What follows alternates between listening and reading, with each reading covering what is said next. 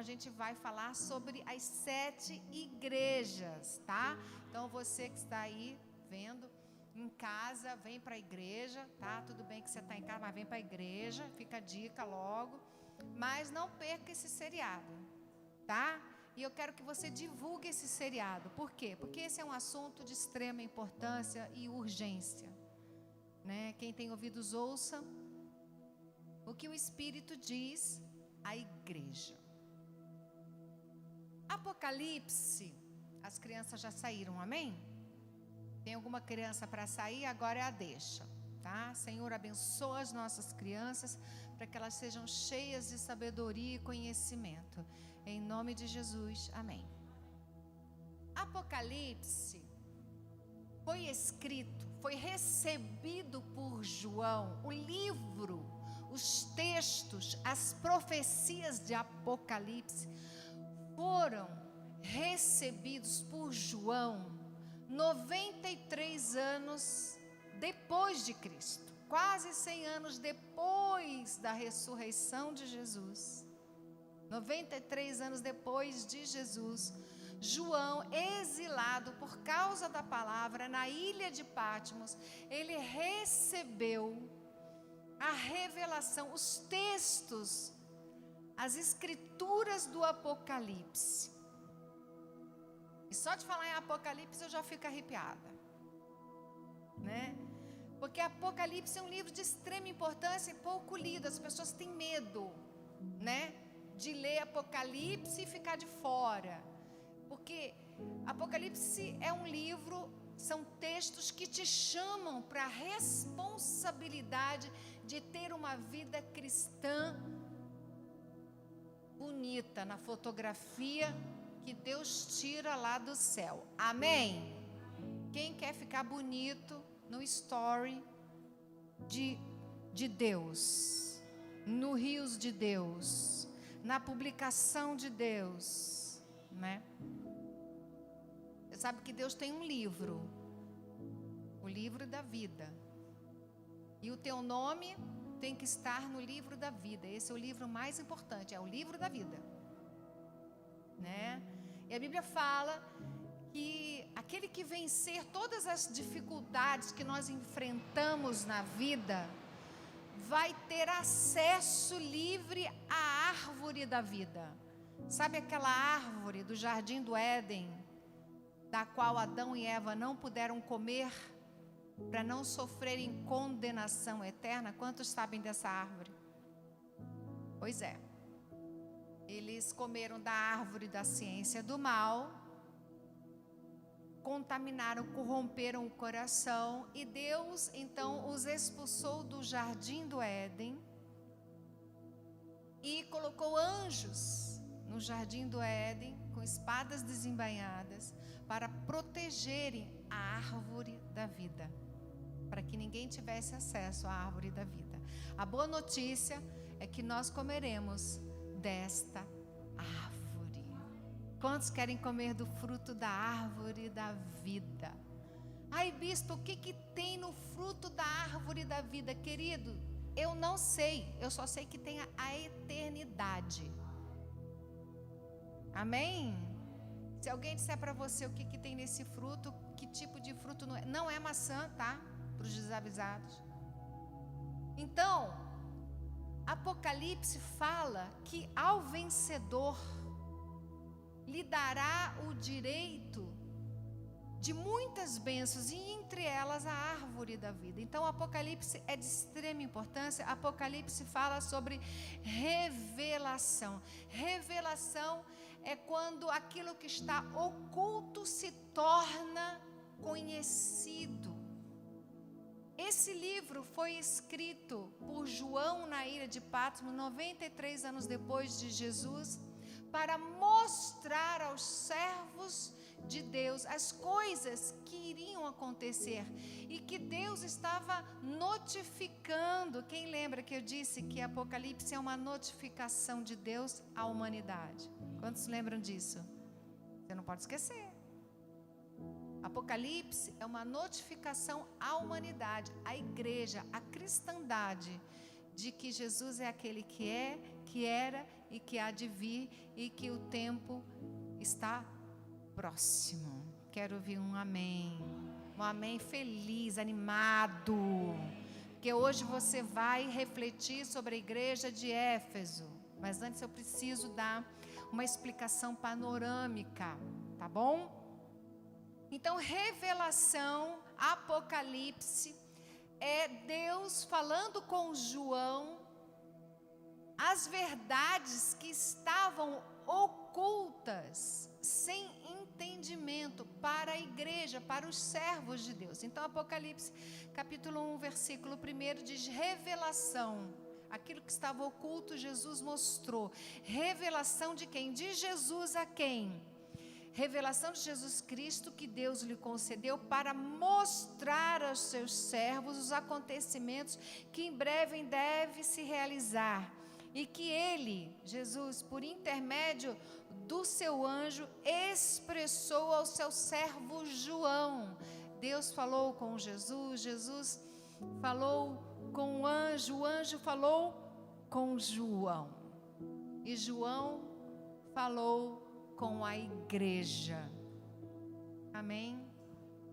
Quando a Bíblia fala que Jesus falou ao anjo das sete, a cada anjo das 7 igrejas, ele estava falando, se referindo literalmente aos pastores da igreja. Então veja você a minha situação. É fácil?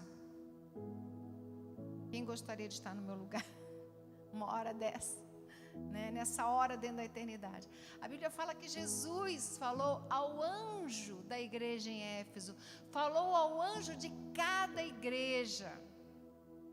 E o anjo é o pastor, o responsável principal da igreja. Então nós, como bispos e pastores, nós temos uma missão de falar à igreja o que Deus falou com Jesus, o que Jesus falou com João, o que João escreveu às igrejas e que nós precisamos entregar ao povo de Deus.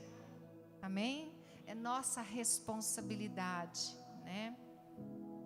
Então diz assim, no versículo 2, o qual comprovou, né, tudo quanto viu da palavra de Deus e testemunho de Jesus Cristo. Aí diz assim, bem-aventurados, felizes os que leem. Nós temos que ler Apocalipse. Bem felizes, aventurados os que leem, os que ouvem as palavras desta profecia e obedecem às orientações que nela estão escritas, porquanto o tempo desses eventos está às portas. Existem eventos no calendário, na agenda de Deus. Você acha que só você tem agenda, querida? Deus tem agenda com a humanidade. E Deus está cumprindo a agenda dele. Entendeu? E você precisa estar ciente da agenda de Deus. Se tem uma agenda que você não pode perder, é a agenda do céu. É a agenda revelada em Apocalipse. Existe uma série de eventos que foram desencadeados com urgência depois de Jesus Cristo, com a morte e a ressurreição, com a vinda do Filho de Deus. O grande momento da eternidade até agora foi a vinda de Jesus, o nascimento de Jesus, o verbo que se fez carne. Jesus é o primeiro ser a ter um corpo celestial. Ele inaugurou um novo tempo, o tempo da graça. E você precisa prestar atenção nessa agenda de Deus. Por isso, o seriado, as 7 igrejas do Apocalipse.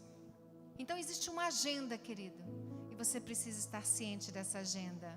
Então, bem-aventurados os que leem, os que ouvem as palavras e os que obedecem. Diga ler, ouvir e obedecer. O que está escrito? Existem eventos. Quais são esses eventos? E aí, então, no versículo 4 diz assim: João, às 7 igrejas que estão na província da Ásia. Graça e paz a vós outros, da parte de quem? Daquele que é, que era e que há de vir. A coisa é séria. João, da parte daquele que é, que era e que há de vir, da parte do sétuplo Espírito, dos 7 Espíritos de Deus, do sétuplo Espírito que o assiste diante do seu trono. Que tremendo! E de Jesus Cristo, que é a testemunha fiel, o primogênito, o primeiro dentre os mortos, e o soberano dos reis da terra. Que coisa tremenda! Aleluia! Ele que nos ama. Aqui fica escrito, parece que meio que fora de contexto da severidade desse momento formal. Parece que meio que fora de contexto, que diz assim: Ele que nos ama. Existe o dia do juízo final, existe o dia D, o dia da justiça, do juízo, o dia do Senhor, o dia com D maiúsculo. Existe esse dia, porém, aqui no versículo, suaviza dizendo que existe amor. Ele que nos ama. Aquele que nos ama falou com João, revelou a João uma agenda dentro da eternidade que pertence a Deus, que de série de eventos que acontecerão aqui em Apocalipse. Deus teve o cuidado, a nobreza, a gentileza de notificar a você, a mim, a igreja e a humanidade as coisas que hão de acontecer. Ele não precisava, mas Ele mostrou, Ele revelou, Ele trouxe à luz aquilo que estava oculto. Ele trouxe revelação. E hoje, se você permitir, o Espírito Santo de Deus, que é sétuplo, Ele falará ao teu coração de tal maneira que a sua vida será totalmente transformada pelo entendimento que Deus está te dando. Free.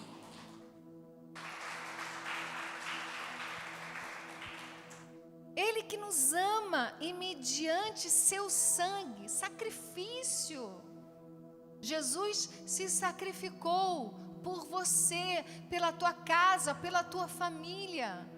Não lide com a graça de Deus de maneira libertina, inconsequente, desapercebida.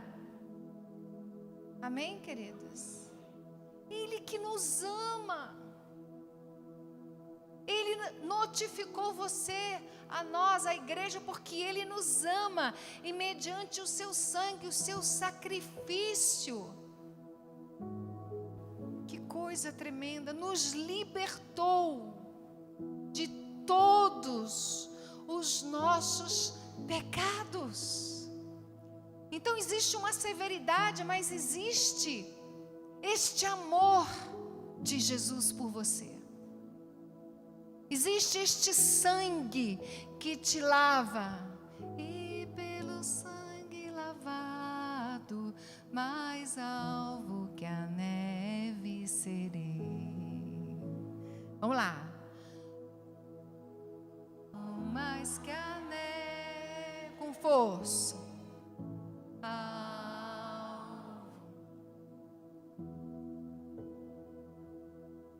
Se neste sangue lavar, mais alvo que a neve serei.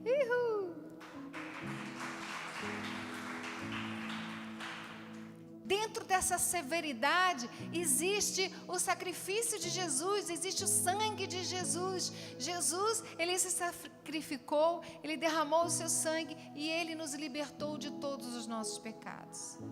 Você se sente preso em que área da sua vida? Você está livre em nome de Jesus. Qual prisão mental você se encontra hoje? Ele te libertou. Para a liberdade nós fomos chamados. Amém, queridos? Você não precisa ser escravo de um pensamento, de um sentimento, de um padrão medíocre de vida. Você foi liberto. Busque viver essa libertação. Como? Vendo, ouvindo, obedecendo a palavra de Deus. Conhecereis a verdade, e a verdade vos libertará. E a verdade é a palavra de Deus, e a palavra de Deus se fez carne. Jesus, ele disse: eu sou o caminho, eu sou a verdade, e eu sou a vida, e ninguém vai a Deus Pai se não for através de mim. Caminhe em Jesus, esteja em Cristo.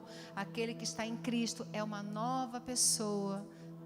Tudo se faz novo. As coisas velhas dos pecados que nós cometemos, dos fracassos que nos destituíram da glória de Deus, tudo isso está no passado. Tudo agora é novo, e daqui para frente. Amém, querida? Sabe, aquela segunda chance, terceira chance, quarta chance que você queria é agora, no tempo que se chama hoje. Faz assim, é uma dinâmica, faz assim. Agarrou a chance? Em nome de Jesus, amém. Então aqui diz: ele nos ama, nos libertou e nos constituiu um reino. Você tem um reino. E você foi constituído sacerdote para servir a Deus, seu Pai. A Ele, portanto, seja glória e domínio pelos séculos dos séculos. A Ele a glória, a Ele a glória, a Ele a glória. Para sempre, amém. Estou apaixonada por Jesus. Permita estar apaixonado por Jesus. Quantos querem se apaixonar por Jesus? Porque hoje eu vou falar sobre isso. Esse primeiro amor, tá? Então, pelos séculos dos séculos, amém. Aqui, se tem um texto que tem que te arrepiar, é esse. Eis que ele vem com as nuvens e todo olho o verá, até mesmo aqueles que o transpassaram, e todas as tribos da terra se lamentarão por causa dele.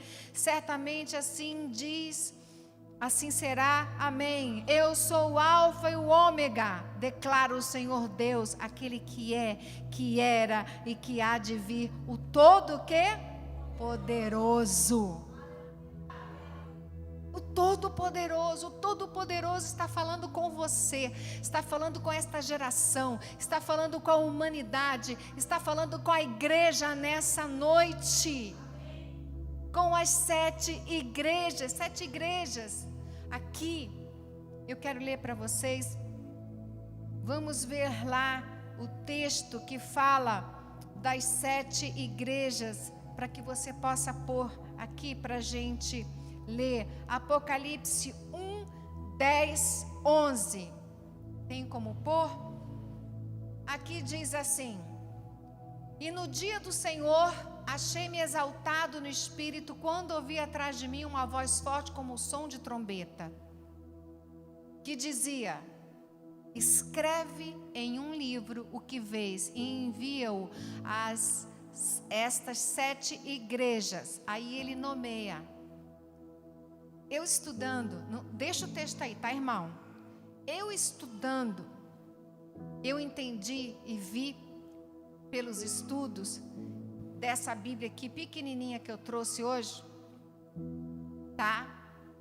que as 7 igrejas eram 7 igrejas com uma distância curta entre elas na Ásia, cerca de 80 quilômetros uma da outra, e era um círculo geográfico em sentido horário. Eu não sei se você está entendendo, eu vou me esforçar aqui.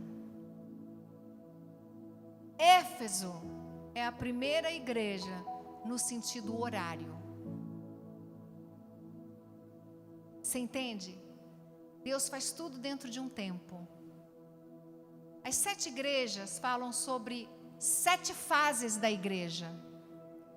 As 7 igrejas falam de 7 qualidades de igreja, de estágios, de fases, e também falam literalmente das igrejas que de fato existiam geograficamente na Ásia Menor, e elas formavam um círculo geográfico. Eu estou sonhando em fazer uma viagem pelas 7 igrejas do Apocalipse, que ficam dentro da Turquia. Mas isso é uma outra história. Voltando aqui, a primeira igreja é Éfeso. Aqui diz, versículo que a gente está lendo aqui, o 11. Éfeso, Esmirna, Pérgamo, Tiatira, Sardes, Filadélfia e Laodiceia. 7 igrejas. Elas existiam literalmente, geograficamente. Então, é no sentido simbólico, mas também no sentido literal. Na época, era sentido literal e simbólico. Para nós, hoje, é um sentido simbólico. Quantos estão entendendo? Diga amém. Então, agora, nós vamos ler aqui, capítulo 2, versículo 1, que diz assim: ao anjo da igreja em Éfeso. O que Jesus disse para João, que escreveu uma carta para a igreja de Éfeso? A igreja de Éfeso recebeu uma carta de João, especificamente para ela, dada por Jesus. E essa carta foi lida para toda a cristandade. E essas cartas, elas rodaram entre as igrejas. E por isso nós temos elas. Amém? Aqui diz, ao anjo da igreja, ao pastor da igreja. A liderança de uma geração.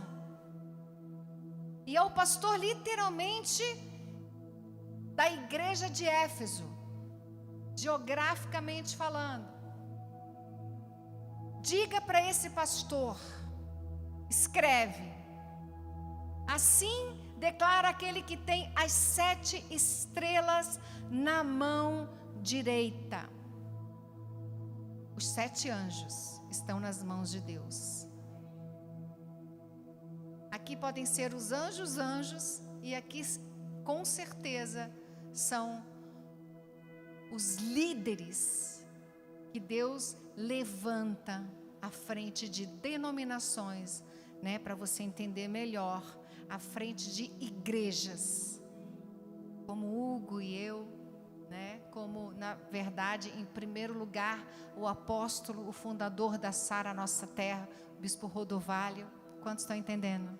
Então é assim, diga ao bispo Rodovalho sobre a Sara Nossa Terra. Quantos estão entendendo agora melhor, né? Diga a Gisela, ao Hugo. Diga ao Jonas e a Carol. Diga aos pastores da igreja de Éfeso, desta geração. Nós estamos no sentido horário. Aquele que tem em sua mão direita, que é mão direita quer dizer governo e poder, e anda no meio dos 7 candelabros de ouro. A igreja é candelabro de ouro. Jesus anda entre os candelabros de ouro. Ele anda no meio do louvor e da adoração do seu povo. Todo culto, todo altar, você precisa entender que é uma oportunidade de rever a vida, de milagre, de provisão, de maravilha, porque o nosso Senhor Jesus Cristo, Ele anda aqui nesta igreja, que é um candelabro de ouro. Por isso que eu falo, vem para a igreja. A tua casa não é um candelabro de ouro. Você quer ficar em casa, fica, mas entenda que a tua casa não é um candelabro de ouro. Candelabro de ouro é a igreja. Eu posso ser crente sem igreja. Isso não existe. Não existe cristão sem igreja. Eu posso ser crente na minha casa. Isso não existe. Está entendendo? A igreja significa assembleia daqueles que creem em Jesus, reunidos no nome dele. Quando 2 ou 3 estiverem reunidos em meu nome, ali eu estarei presente. Existe hierarquia, existe autoridade, existem apóstolos, profetas, mestres, evangelistas e pastores. Quantos estão entendendo? Então aqui diz: aquele que é, que era e que há de vir, o Todo-Poderoso, assar a nossa terra em Moema. Aleluia. Eu estou andando no meio do candelabro de ouro que são vocês. Eu tenho os pastores de vocês na minha mão direita.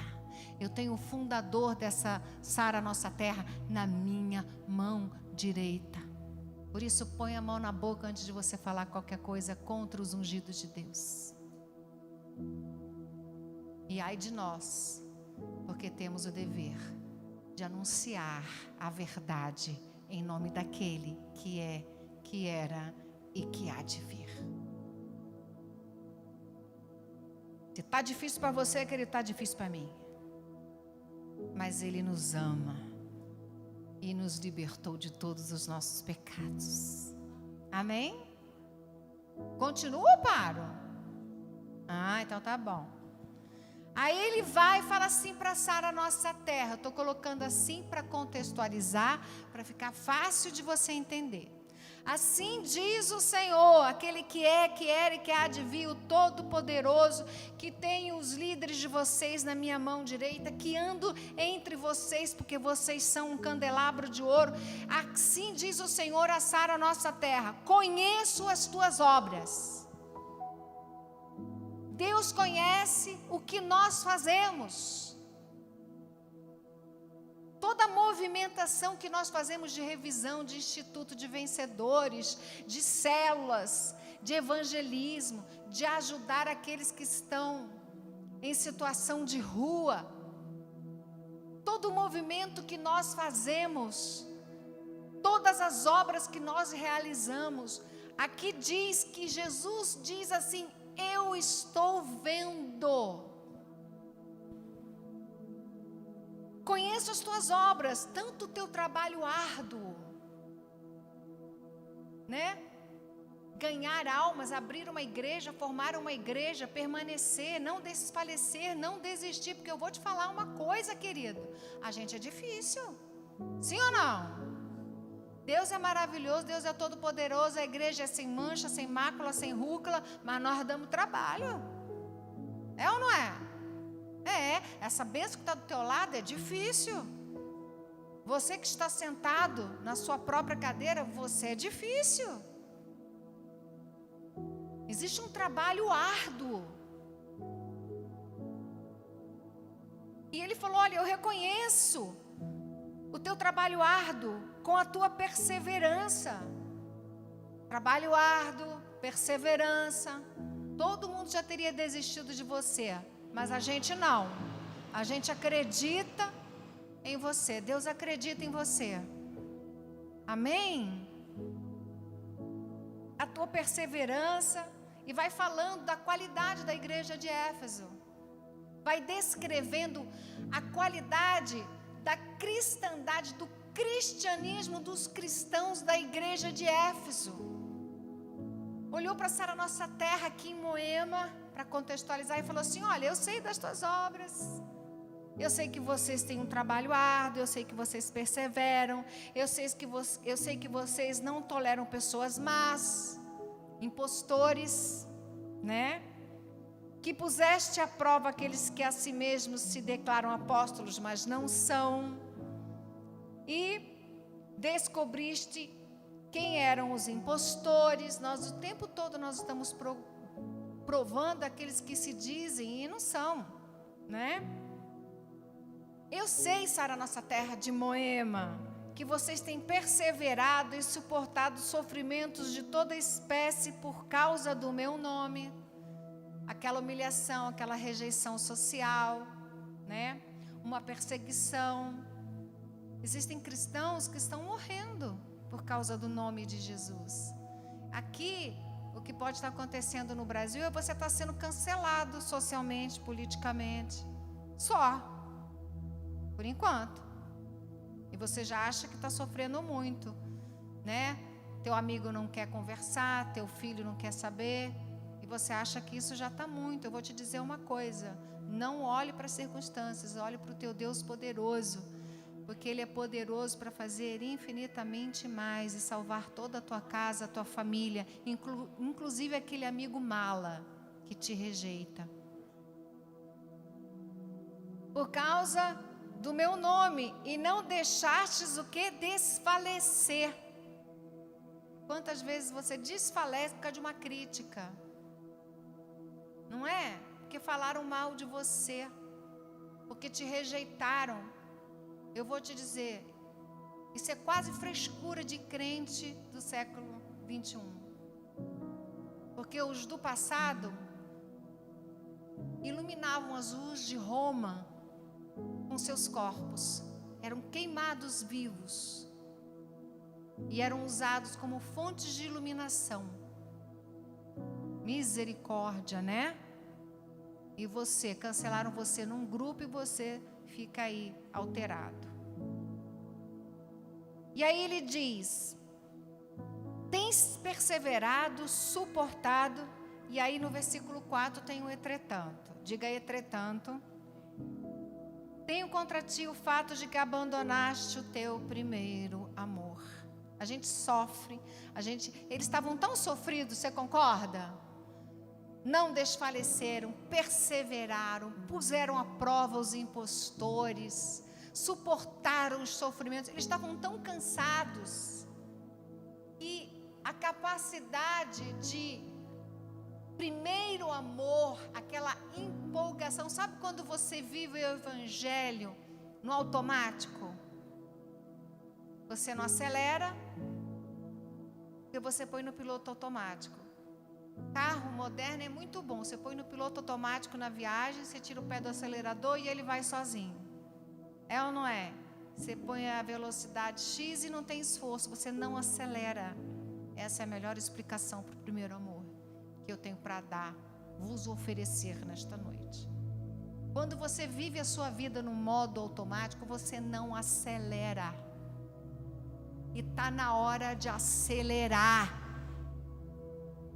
Acelerar na evangelização, acelerar na adoração, acelerar na oração, acelerar no louvor, acelerar no culto, acelerar numa revisão de vidas, acelerar em viver o evangelho, acelerar em ser uma nova criatura. Isso é o primeiro amor. E eles estavam sem acelerar. Eles estavam perdendo força. Querido, quando você não acelera, você freia. Quando você freia, você diminui o ritmo. Quando você diminui o ritmo, você para. E quando você para, você volta, como diz a Bíblia, o cão volta ao próprio vômito e os porcos à lama. Você está entendendo? Quando você perde o primeiro amor, você se torna morno. Então eles estavam num momento de muita pressão, aonde eles não estavam mais acelerando. E eles iriam o quê? Andar para trás. Aquele que põe a mão no arado e olha para trás não é digno do Senhor. Talvez esses dias de domingo eu fale um pouquinho mais, mas é para o teu bem. Amém? Eu já estou encerrando, mas eu quero ter certeza que você entendeu o que é o primeiro amor. Quantos entenderam? Então tá, então eu vou terminar. Aqui diz, oh Deus, tenho contra ti que abandonaste, você desacelerou e você vai parar. Recorda-te, pois, de onde caíste.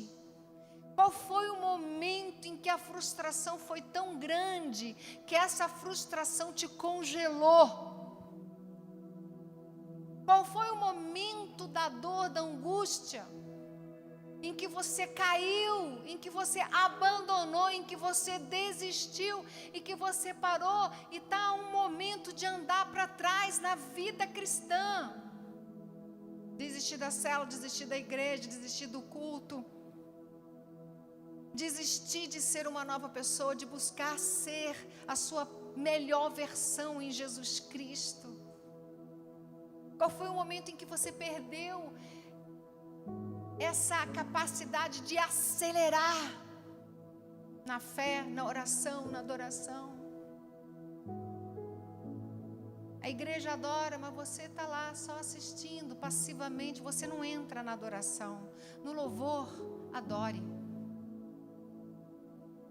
Amém? Eu tenho contra você isso. Veja onde foi que você foi paralisado. Porque se você não mudar de atitude, se você não se arrepender, em breve virei contra ti e tirarei o teu candelabro do seu lugar. Aqui pega mais pesado para mim. Você entende?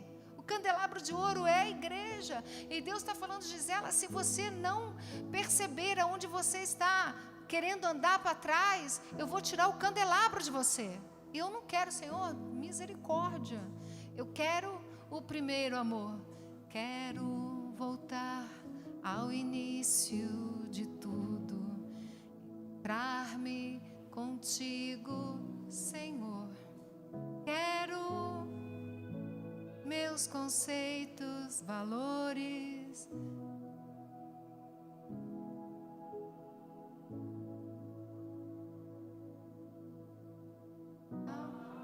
Chamar os músicos aqui à frente. Nós vamos cantar essa canção. O Daniel é especialista em música antiga. Mas não se distraia, porque eu estou finalizando. Eu quero que você foque aqui. Se não te arrependeres, eu tirarei o candelabro do seu lugar. Tens contudo a teu favor. Olha o que Deus tem a nosso favor. Que odeia presta atenção, eu quero um canhão de luz agora nesse texto, para você poder ir para casa em paz. Eu tenho a teu favor, embora você esteja desacelerado por causa dos sofrimentos. Eu tenho a teu favor, Sara, nossa terra de Moema. Eu tenho a teu favor que você odeia as práticas dos nicolaítas. Nicolau foi um dos 7 primeiros diáconos da igreja de Jerusalém que caiu em heresia. 100 anos depois, a cristandade, alguns líderes já estavam em heresia. Sabe por quê? Porque eles permitiram o sincretismo religioso e tornaram a graça de Deus em vão com libertinagem, promovendo o paganismo, a prostituição e o sincretismo religioso. Eu tenho a teu favor que você odeia a perversão da graça, a libertinagem, o paganismo, o sincretismo religioso, que você odeia essa seita que está em Jerusalém. Nós não somos misturados com o mundo. Nós estamos no mundo, mas o mundo não está em nós. É isso que Jesus está falando para a igreja em Moema. Cuidado, não desacelerem. Mas eu estou apreciando que vocês não estão caindo no conto maligno da hipergraça, da libertinagem, da graça sem compromisso. Talvez você não esteja entendendo isso, mas domingo que vem a gente torna a falar. Eu também odeio, diz Jesus. Quem tem ouvidos, compreenda o que o Espírito declara às igrejas. Oh, aleluia! Ao vencedor darei o direito de comer da árvore da vida que está no paraíso de Deus. Fique em pé no seu lugar.